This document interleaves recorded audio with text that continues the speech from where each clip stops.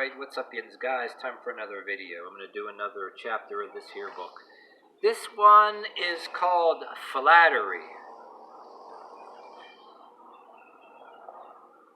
And let's just start reading into it because, yeah, flattery, also known as patronizing, they can be, I'm going to listen to what the author says, but yet people do flattery for many damn reasons. Some cases I call it ass-kissery or kiss-assery or whatever, but there's the kiss-ass that's out, kiss-asses that are also out there. But I know the author was talking about, say, if you're being flattered, you know, you could be sarcastically patronizing. They're trying to flatter you, but actually they mean the total opposite. So this is what the author's trying to say. And yeah, I agree. But there are different scopes of it that I could go on and on about. But let's just get into it. All right. Hope that weed eater in the background ain't too distracting any more than the AC unit that's back here that's always making noise. But all right. Flattery. Though pride goeth before the fall is quite true, I've seen so many more cases where flattery goes before the fall. Might be a more accurate description of the situation. I've seen people so blinded by false flattery and their perspective so distorted that they couldn't even see the roof was caving in on them. The flatterer is absolutely deadly because he or she attacks where you are most vulnerable, or the weakest, in your need to be complimented. So in other words, if you have too much of a need to be complimented, and some of us occasionally, if you're being flattered too heavily, you know, they either want something, they're going to ask for something. They might ask you to, oh, can I borrow $500? You know, there's shit like that people do.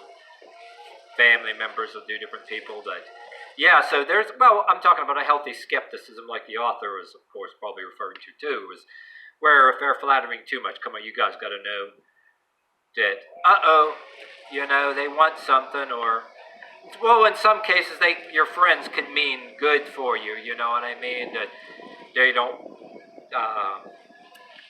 want to discourage you in something, but too much of that too without saying something, you know, the opposite is no good. You can do too much of a thing. But anyway, and with this of the music sirens that fill your ears to overflowing, dulling, if not obliterating logic or common sense, many a fortune, battle, or life has been lost while the flattered was thusly occupied. It takes the greatest will to withstand such sweet music as praise.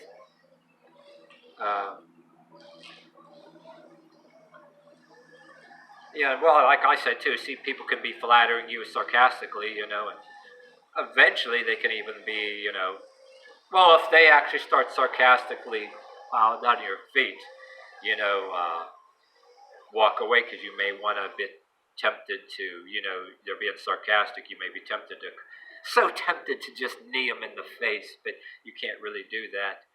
So you just walk away from them or smirk at them and be like, oh, that's really funny. But yeah, that's me expressing myself. But anyway, it takes the,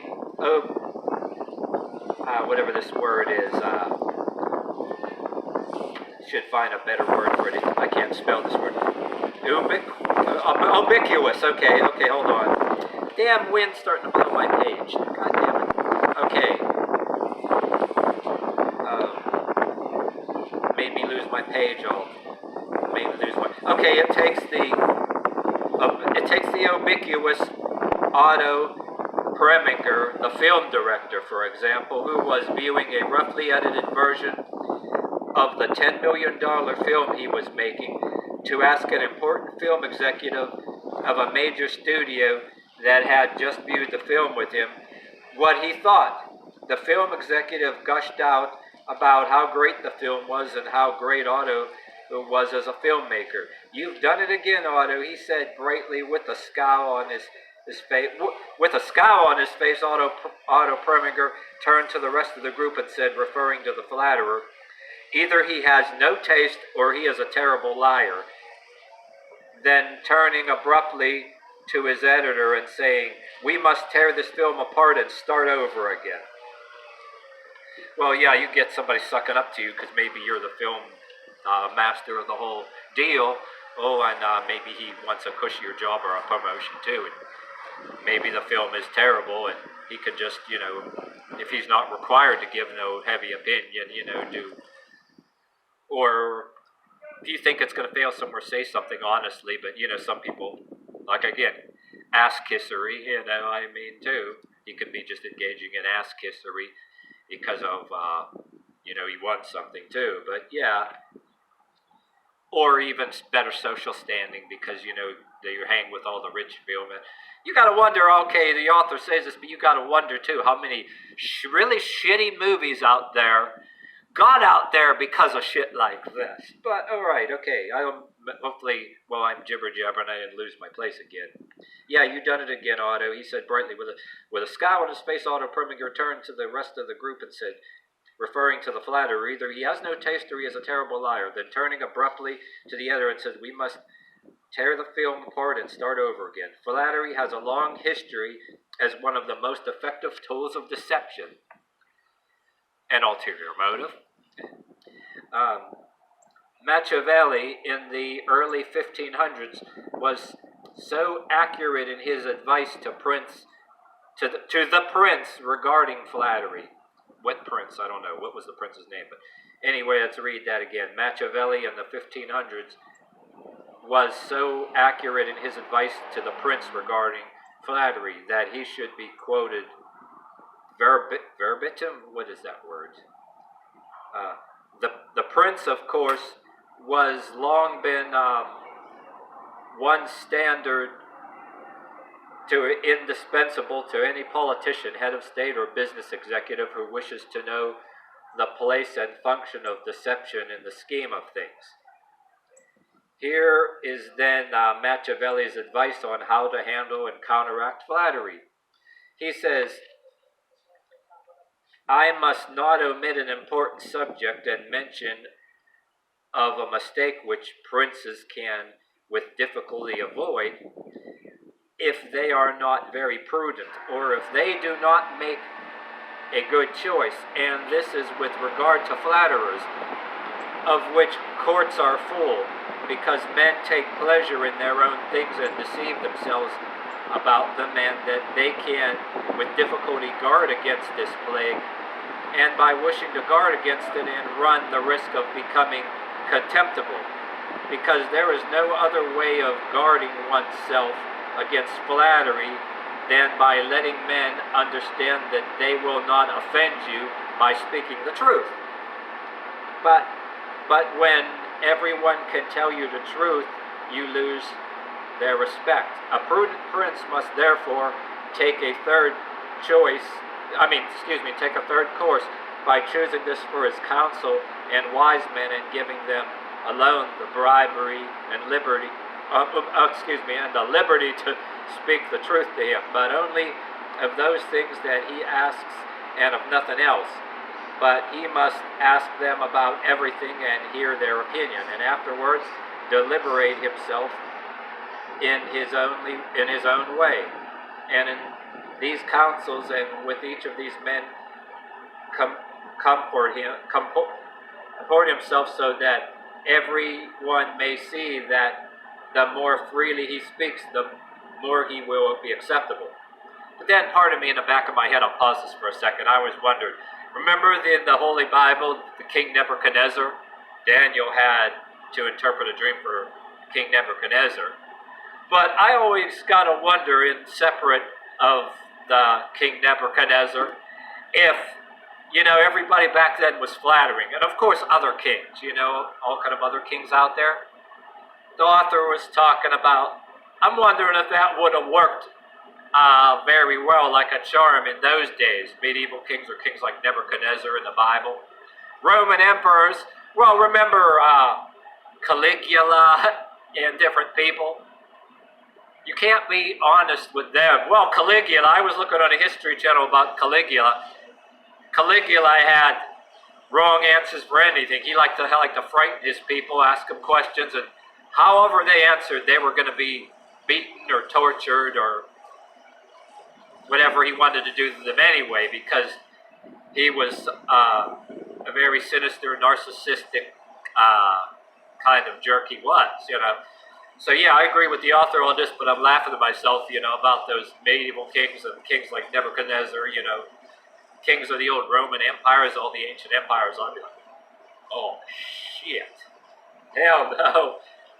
I think back then they're screwed. Unlike who the author is speaking of example in this book, but I'm just saying, but okay. Okay, anyway, beyond these he should listen to no one. Go about the matter deliberately and be determined in his decisions. Whoever acts otherwise either cuts precipitately through flattery or else changes often the variety of opinions, from which it follows that he will be little esteemed. A prince therefore ought always to take counsel, but only when he wishes, not when others wish. On the contrary, he ought to discourage absolute attempts to advise him unless he asks it. But he ought to be a great asker and a patient hearer of the truth about those things in which he has inquired. Indeed, if he finds that anyone has scruples in telling him the truth, he should be angry. Well, King Solomon, I think, may have been fell to a lot of other flatteries and things, too, that, maybe that a lot of ancient writings didn't mention, but you can only imagine, But, know thyself. Okay, anyway, the end of this is the counterbull paragraph, which is a fairly long paragraph. Anyway, counterbull.